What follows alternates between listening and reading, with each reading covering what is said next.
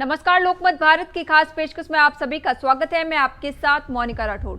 राजस्थान की चर्चित युवा कथावाचक साध्वी प्रेम बैसा की जोधपुर में संदिग्ध हालात में हुई मौत ने पूरे प्रदेश को झकझोर कर रख दिया है। महज 25 वर्ष की उम्र, अजमेर में 9 दिवसीय भागवत कथा पूरी कर लौटने के अगले ही दिन उनका इस तरह दुनिया को अलविदा कहना कई सवाल खड़े कर रहा है। परिजन जहां गलत इंजेक्शन से मौत का आरोप लगा रहे हैं, वहीं समर्थकों और प्रशंसकों में भारी आक्रोश है। सूत्रों के अनुसार पिछले कुछ समय से वह वायरल हुए एक पुरानी वीडियो और विवादों के चलते मानसिक तनाव में थी और उनके अंतिम सोशल मीडिया पोस्ट में सनातन धर्म के लिए जीवन समर्पण और अग्नि परीक्षा देने का जिक्र इस मामले को और रहस्यमय बना रहा है। अब हर किसी की नजर इस बात पर टिकी है कि जांच में सच क्या सामने आता है। आइए देखते हमारी खास रिपोर्ट में। राजस्थान की चर्चित युवा कथावाचक साध्वी प्रेम बैसा मूल रूप से बालोतरा जिले के परेव गांव की रहने वाली थी। उनके पिता विरमनाथ ट्रक चालक हैं, जबकि मात्र 2 वर्ष की उम्र में ही उनकी माता अमरू बैसा का निधन हो गया था।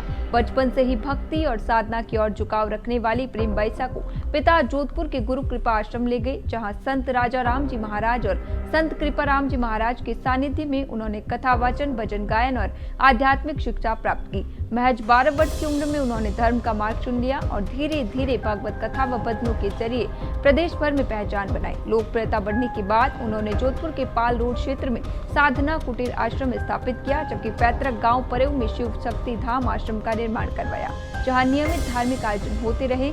बीते 1 साल से वे सोशल मीडिया पर वायरल हुए एक पुराने विवादित वीडियो और उससे उपजे आरोपों के कारण मानसिक तनाव में बताई जा रही थी। मंच से कई बार उन्होंने खुद को निर्दोष बताते हुए किसी भी तरह की अग्नि परीक्षा से गुजरने की बात कही और संत समाज से इसके लिए तिथि व स्नान तय करने की अपील की। हाल ही में उन्होंने अजमेर में 9 दिवसीय भागवत कथा संपन्न की, जो मंगलवार 27 जनवरी 2026 को समाप्त हुई। इसके अगले ही दिन बुधवार को वह जोधपुर स्थित अपने आश्रम लौटी। परिजनों के अनुसार बुधवार सुबह उन्हें सामान्य जुकाम और सांस लेने में परेशानी हुई, जिस पर आश्रम में बुलाए गए एक निजी कंपाउंडर ने इंजेक्शन लगाया। इंजेक्शन लगने के करीब 5 मिनट बाद ही उनकी हालत अचानक बिगड़ गई। उन्हें तत्काल जोधपुर के एक निजी अस्पताल ले जाया गया, जहां डॉक्टरों ने उन्हें ब्रेन डेड और मृत घोषित कर दिया। मामले को और रहस्यमय बना दिया उस समय जब उनकी मृत्यु के लगभग 4 घंटे बाद उनके इंस्टाग्राम अकाउंट से एक भावुक पोस्ट सामने आया, जिसमें उन्होंने अपनी अग्नि परीक्षा देने और सनातन धर्म के लिए विदाई स्वीकार करने की बात कही। पुलिस ने आश्रम को सील कर दिया है। इंजेक्शन लगाने वाले कंपाउंडर को हिरासत में लिया गया है और मोबाइल फोन जब्त कर जांच की जा रही है। विसरा और पोस्टमार्टम रिपोर्ट के बाद ही